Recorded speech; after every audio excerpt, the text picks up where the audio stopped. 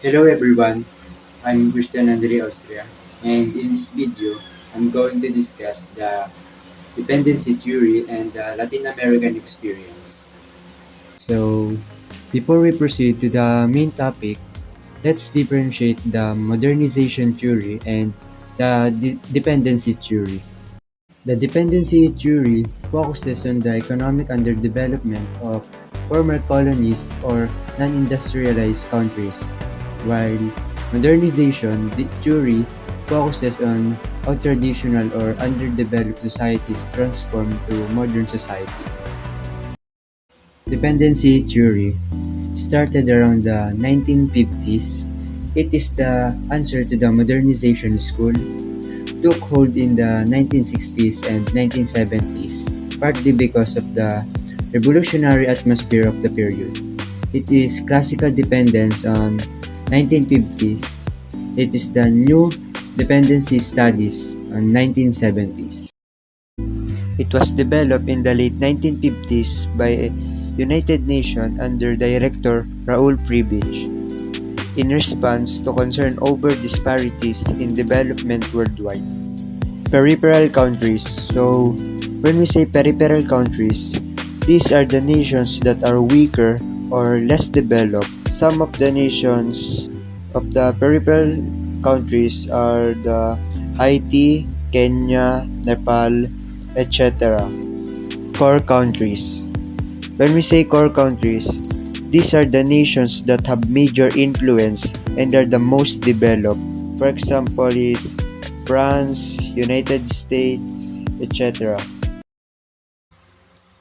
As you can see, this diagram simply shows how the resources move to the periphery, semi-periphery, and the core countries. And when we say core countries, it is the most developing countries. So, what was the connection of the Latin American experience into the dependency theory?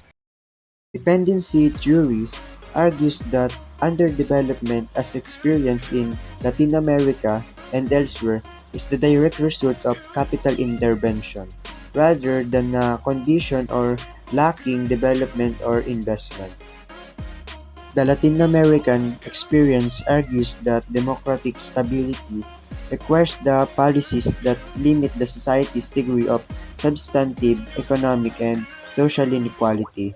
By Sanchez 2014 says that the Latin American scholars are critical. So initially, Fribich, as director of the United Nations ICLA or Economic Commission for Latin America, was concerned about the fact that industrialized countries were achieving economic growth, yet without contributing to growth to poor countries. According to his studies, the economic activity in industrialized countries caused a range of economic problems in the poorer nations. So, after the Second World War, why are so many countries in the world are not state developing? It's because these countries are not pursuing the right economic policy, or else their government are corrupt, and that's why there are so many countries that are not developed yet. So, in short, dependency theory attempts to explain the present underdeveloped state of many nations in the world by examining the patterns of interactions among nations and by arguing that inequality among nations is an intrinsic part of those interactions.